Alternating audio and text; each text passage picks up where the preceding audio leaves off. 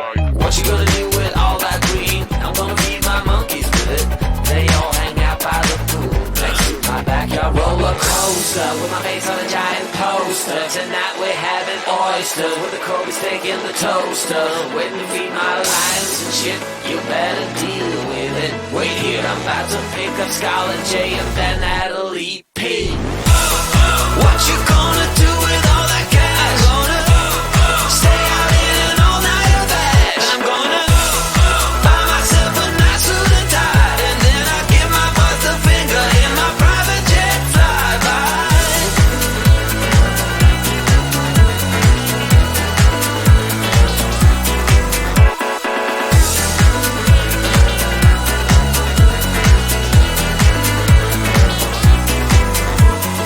What you gonna do with all that green? I'm gonna feed my monkeys with it. They all hang out by the pool next to my backyard roller coaster with my face on a giant poster. Tonight we're having oyster with the Kobe steak in the toaster. Waiting to feed my lions and shit. You better deal with it. Wait here, I'm about to pick up Scarlett J and then Natalie P. What you gonna do